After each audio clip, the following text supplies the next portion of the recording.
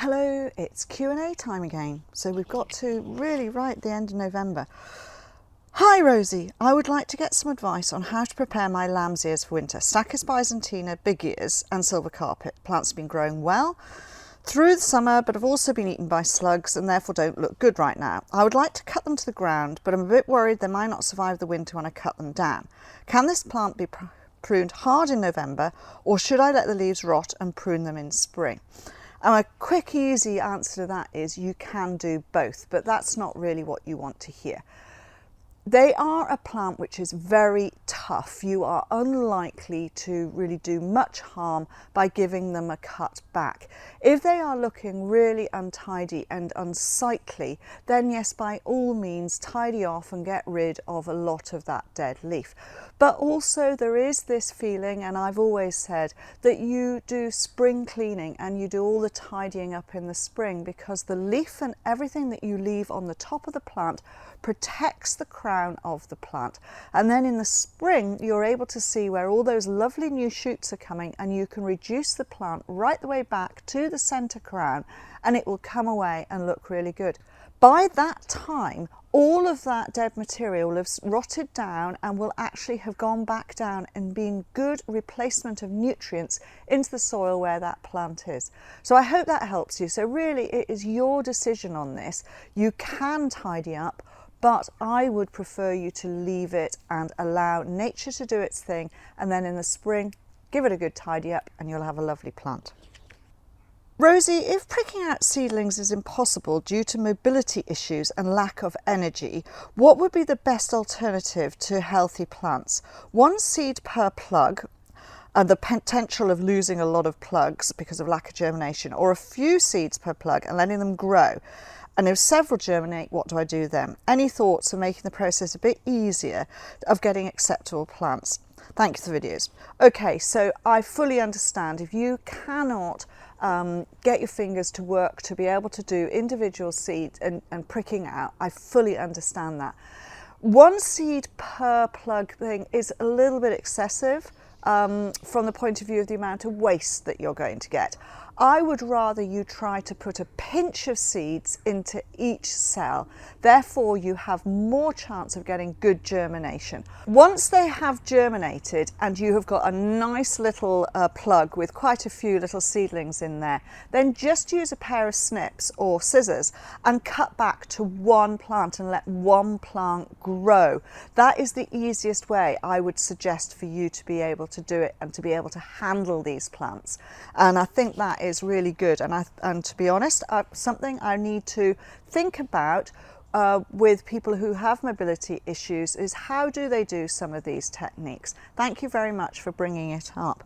Now, if you do like propagation, then please do take a look at our propagation course. This course is meant to show you and guide you right the way through the different steps, different plant material of herbaceous perennials. So please do take a look at the link below. Hi Rosie, thank you for another great Q&A. My question relates to Nerine bodenii. I planted the bulbs in spring 24, leaving the necks exposed. They went on wonderful growth, great foliage, no flowers. Planted in a border near a fence, don't think they got enough sun. Would I lift the bulbs and put them into containers where I can ensure they get baked by the sun? I'm in West Sussex, thank you. So certainly, yes, you can lift them and you can put them into containers, and you did the right thing with the necks above the ground. Maybe they didn't get enough light, but also you only put them in this spring, and they are a bulb that needs to get established. It sounds as though they grew perfectly well, but they may not have been a mature enough plant to actually have produced flowers. The flowers are produced in the previous year, so you've got bulbs that are sitting there that have probably produced a flower bud. That bud will then flower next year. So what I would suggest is that if you have enough bulbs there, leave some in situ and pot some up and see how you get on successfully. Nerine bodenii, as you buy as bulbs, are notoriously difficult to get into flower within the first year, so do be patient with them. They also want good bulb feed in the spring and the autumn. That helps, and they like water and moisture in the spring as well. So hopefully that'll help you grow them on. Hi Rosie, my question is regarding Gaura. The squirrels seem to love it and snarf it down faster than it can grow and get large leaves. What do I do to discourage the little devils? Thank you again. Right, so you've just said generically Gaura, so I don't know which Gaura and what country you are in, because now in the UK, Gaura is now a plant that we're not allowed to sell and we're not supposed to put new plantings in. So that is one thing to say. The best bet for stopping squirrels from getting at anything is getting mesh hanging baskets, the ones with the tiny little squares on them, upturning them over the top of a plant and pegging them down. That way you will get the buds coming through. Now as the plant goes up, and obviously if it's the big Gaura that you're talking about, the leaves are going to expand, so a basket is not going to be enough. Then you need to put small wire mesh right the way over, so that once you've got a leaf probably standing at least 18 inches high, then the squirrels shouldn't attack them. That's the best I can help you with. Hi Rosie, I have Talica speciosa. Can I propagate them by division or root cuttings? Thank you and happy Halloween. Okay, this one came in October. South Wales, UK. Right, okay, so the Talica speciosa will love you. You're in a dampish situation, quite mild, so it will grow really well. They make big plants. If you don't know it, they have big leaves, make a large base, and then they flower right up, nearly 2 meters high. Gorgeous big yellow flowers all the way up the stem. Now they are a cracking perennial. They are really very, very tough. And yes, you can divide them up. That is the easiest way of propagating them. If you want more, then yes, you can do them from root cuttings. It depends on how many you want, but you could also try them from seed, and there should be seed now sitting on the flower heads there. But again, you know, they are a successful plant. They will do very well. So division would be my first port of call with those. Hello, I want to ask you about the Eryngium plant. So is the blue hobbit have the same electric blue like the big blue? Is it the same colour? Blue hobbit is a much smaller growing form, and I would say no, it is not as electric blue as big blue. It has more of a purple blue tone to it. Still a beautiful plant, and you still get that real wow factor from it, but it's not that fantastic blue that you get on Eryngium big blue. Hi Rosie, love the Q&As. My question is, what are your thoughts on biochar versus mycorrhizal fungi as soil additives when planting woody plants? Many thanks. Okay, so both of these have their merits, but they also, the science is sound behind both of them working. Mycorrhizal fungi are brilliant in the soil. They are really, really good. Biochar will hold nutrients. It will help the soil be active and therefore work. However, when you put them into the way that they are sold, i.e. they have made a product, obviously with mycorrhizal fungi, it is a dry dust, and they are producing what is the most easy to produce. So they may not necessarily be the ones that you require for all of your woody subjects. Don't get me wrong, there's nothing wrong with using them, but it would be far better to get an inoculant of really good growing garden soil and putting that into the hole rather than going to the expense of buying this very expensive mycorrhizal product. Again, the same with the biochar. The biochar needs a starter. So if you just put it in by itself, it's going to attract all of the good stuff to it first before it starts to benefit the plant. So you need to get the biochar inoculated first, and the way to inoculate it is to use a compost tea. So that is, say, the liquid out of a wormery or something like that, and it goes into that, and then you use it with your soil. So there's quite a lot that you need to know about the products and how they work.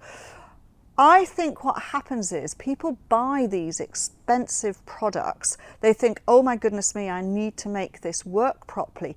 Therefore, they dig out and they take much more care in the way that they actually plant their woody products and then add the mycorrhizal or the biochar to those holes, doing it incredibly carefully how it should be done.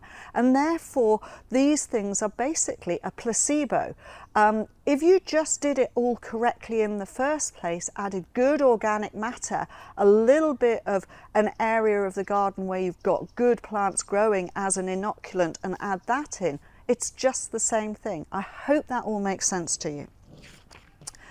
Dear Rosie, thank you for sharing your experience and knowledge. I've just recently in November bought 6 Gauras in 2 litres, ornamental as they are now.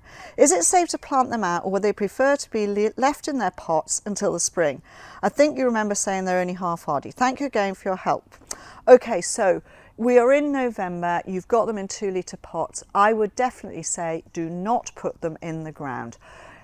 Keep them in the containers, make sure that they've got growth. Say if they've got tall growth like this, reduce it down to probably about 8 inches, 10 inches in height.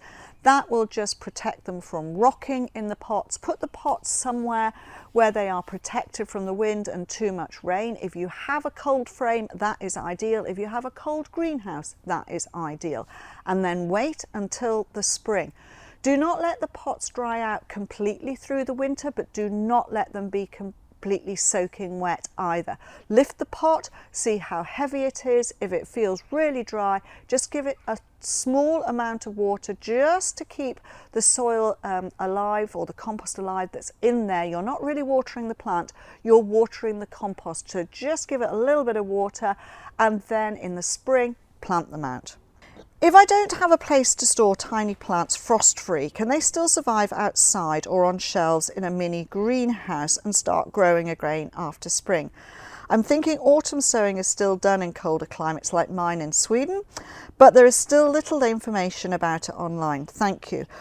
Okay, so yes, a lot of autumn planting is done because that is when the seeds are generally in nature, have been self-seeded and starting to germinate. However, some will just sit there and they will wait until the cold period and then germinate in the spring. So it is good to have them in compost, and it is good if you've got young seedlings, but not outside if you're in Sweden. You need to have them in a mini greenhouse. That will be ideal. I've got friends who grow and plant in Norway, and basically what they tend to do is they tend to have a cellar, and they use that cellar as their greenhouse, and they put a few LED lights in there just to keep the plants going, and that keeps them at an ambient temperature with a bit of light, and that works well. If you don't have that facility but you have a mini greenhouse, then by all means use it. But do remember to open and make sure that you get that ventilation in there. Brilliant tips for winter, Rosie. Never thought to put rose into the watering can. Genius. Yes, just one of those things. Can I ask, I have 3 agapanthus that need overwintering in an unheated greenhouse. Should I cover them head to toe in drawstring fleece bag, or just protect and wrap around the pot with the fleece? Thank you. I would put the pot, so if you've got your drawstring bag, so let's just do this as a sort of semi-demo because I haven't got a drawstring bag, but if you've got your pot of agapanthus, put it down into your fleece, bring the drawstring up and leave the top open, so you are only covering at the base. Then if it's in an unheated greenhouse, when you get the chance or you hear that there's going to be a really cold frost, then lift it up and draw it over the top, and then leave it like that for say a couple of days while the cold spell is there, and then take it off and let it just be around the pot. So you're doing 2 things. You're insulating the pot mostly, but when it's really frosty, you're just going to put it up and just give it that extra little bit of protection. What do I do with my Euphorbia ascot rainbow at this time of the year? It's about 2 foot tall. Is there time to cut it back now? I'm in zone 7A in the New York. Love the channel. Thank you very much. Now, Euphorbia should be cut back once they have finished flowering. So that is usually June, July time. That is cut back to new growth. That new growth then comes up. That new growth is what will flower the following spring.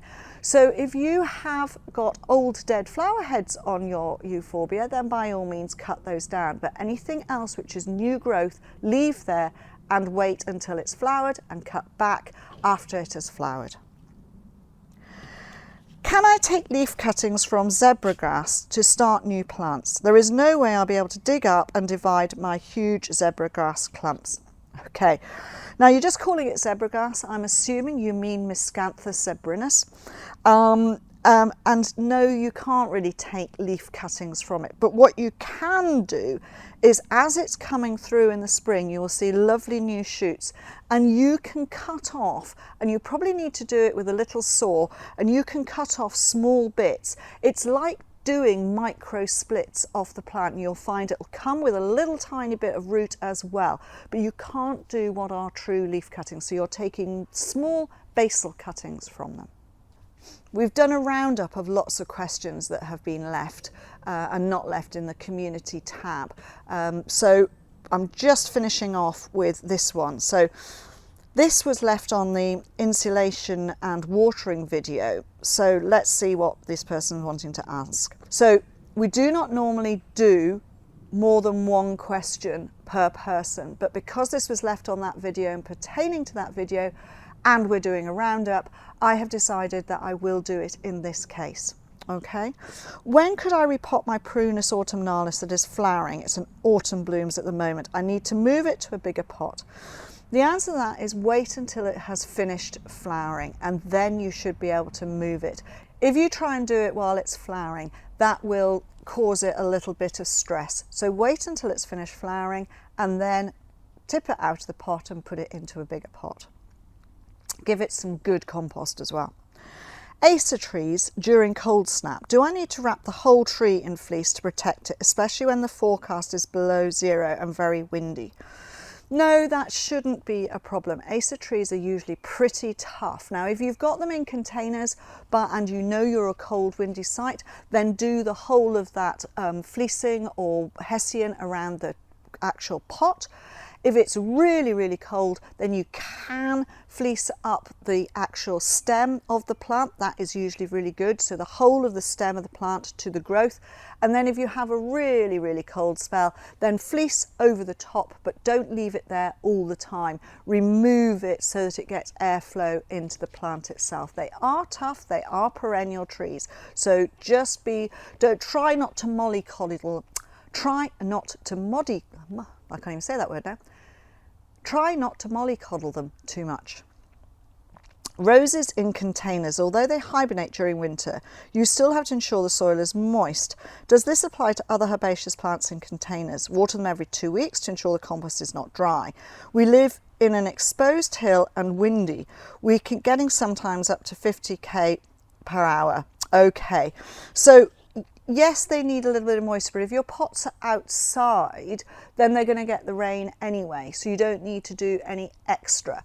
If you are putting these into protection and they are dormant plants, then you don't need to do too much. And every 2 weeks giving a little bit of water is far too much, because they're not getting rid of it in any way, because they're haven't got leaves on there, so they're not getting rid of that dampness that's in the pot. So always go to your pot and see how heavy it is or how light it is, because that will give you a guide.